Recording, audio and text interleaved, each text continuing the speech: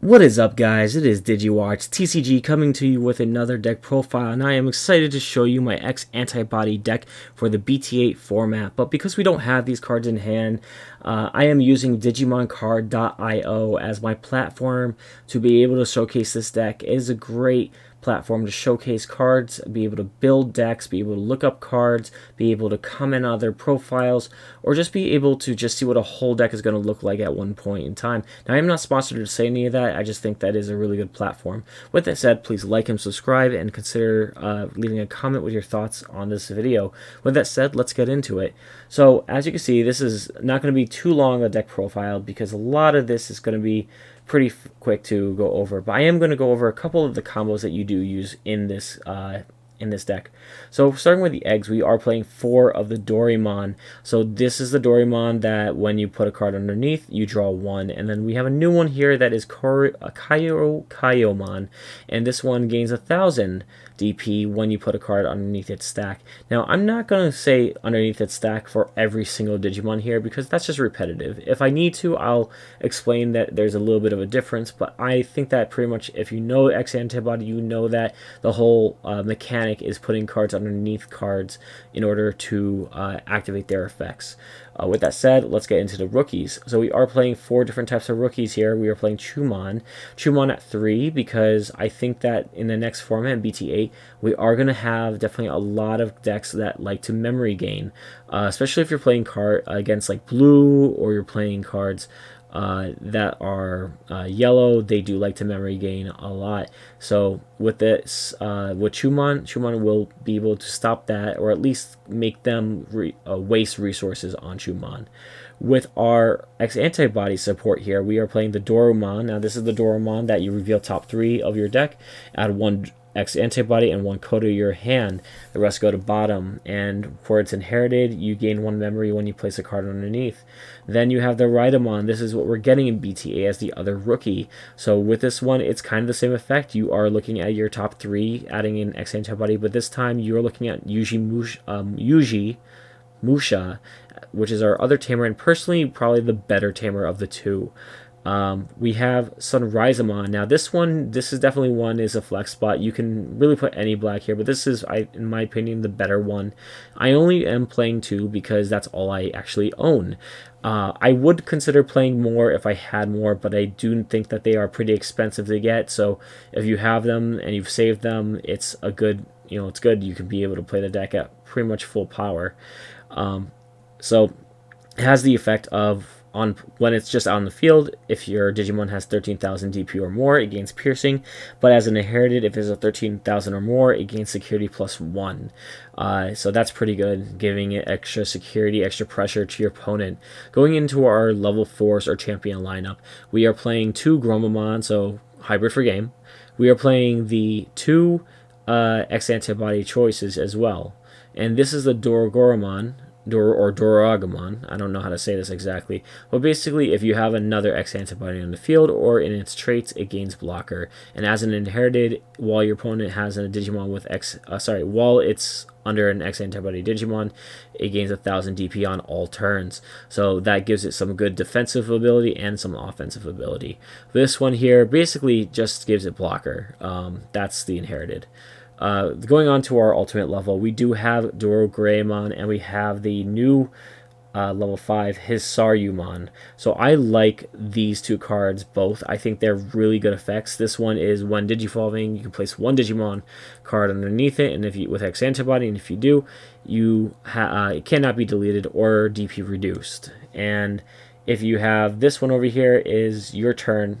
I forgot the inherited. The inherited here is gaining 1 security attack while it's underneath the next antibody. But this one here is the one you actually want to go into. This, you'd rather, if I had the choice between 2, I had them both in hand, I'd probably want to hold the Doraemon in hand. For the Hisaryumon has a really great effect. Your turn. When one of your effects places a Digivolution card under this Digimon, you may Digivolve this Digimon into a Digimon with XAntibody in its traits by paying the Digivolution cost.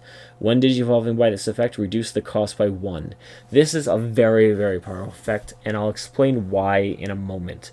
Also, it has the effect of when you do the inherited effect of giving reboot to your Digimon that it will Digivolve into.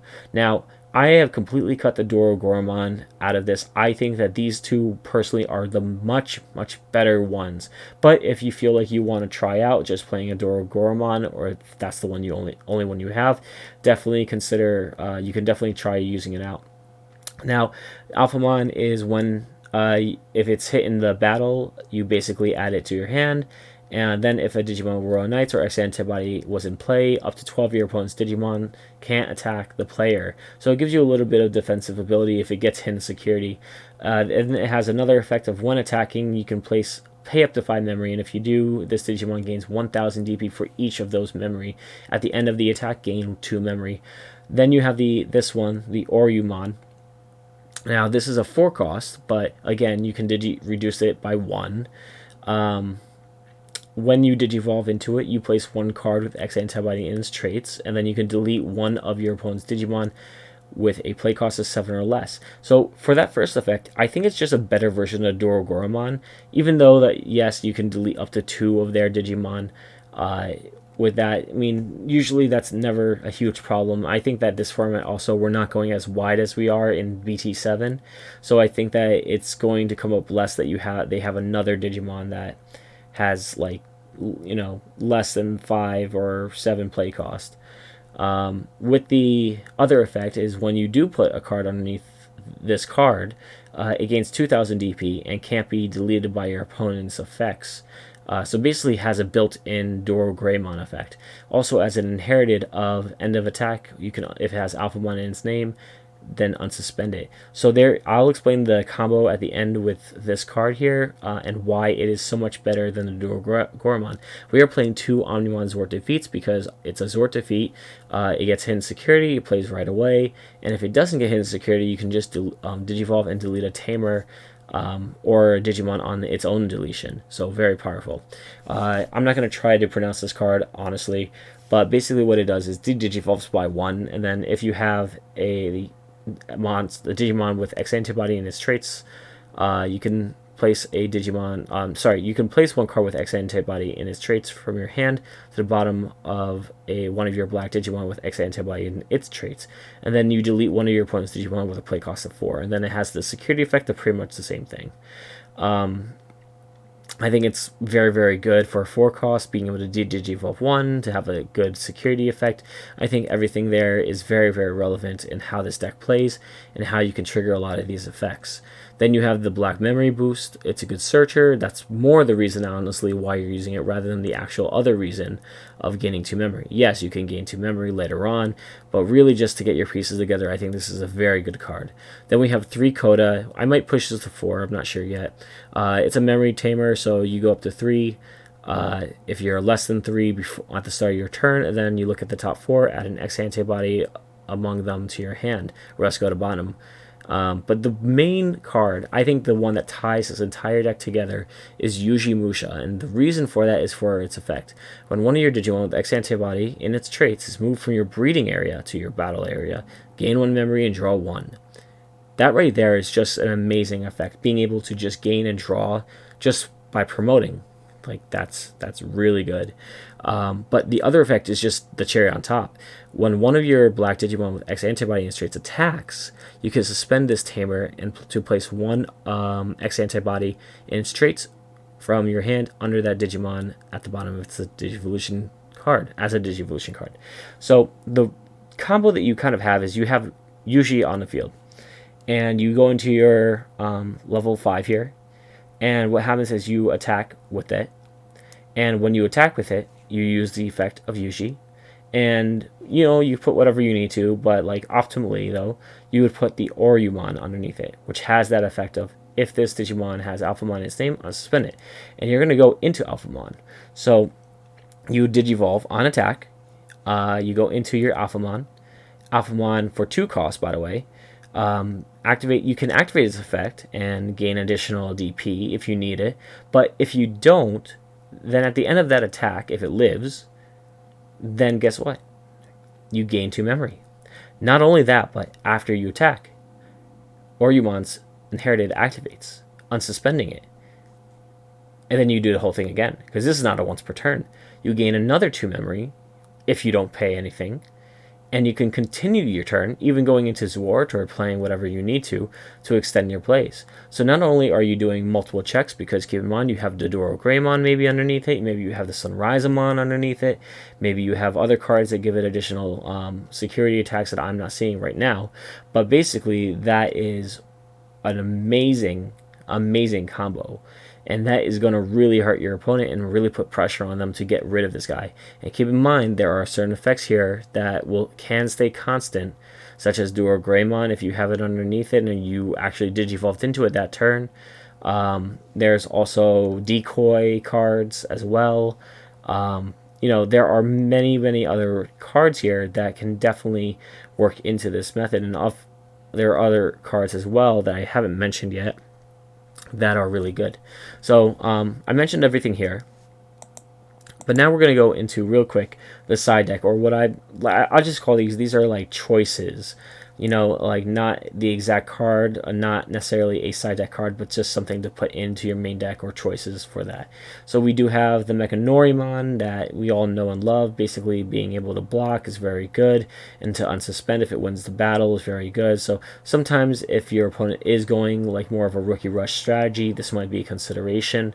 If the format ends up showing like that's what's going to be. Then we have Chaosmon as a boss monster, so being able to unsuspend and then attack one of their Digimon doing Pierce is very powerful as well, just as an option compared to the Zwart defeat. Then you have the regular Zwart, which can play 2 Digimon with 8 costs or less, which can pretty much be also your level 5s, keep in mind. To continue your plays, you have Ultimate Flare and Iron Fist, as other options as well. So let's say I don't want to play necessarily like the Grumblemon or something, I can always put in these, or these could also be side deck cards. And of course another defeat if you wanted to up the amount of defeats in this deck. There are some other cards. I kind of moved some stuff around before. The Dorogoromons, Izzy Joes, I kind of took out of them just because I didn't really think they were as effective, but those are cards that you can consider trying out if you want. This is the levels over here, so it's pretty accurate, pretty good ratios, 13, 10, 8, 6, 2, and pretty much like 39 Digimon, 4 options, 7 tamers. You may want to increase the option count depending on what you're playing and how the format evolves. But that is my deck profile for you today. I hope it helps anyone who's looking to play XAntibody. It looks like a very formidable deck and definitely one of the top tier ones in my opinion. And it's just going to get more support in the next set as well.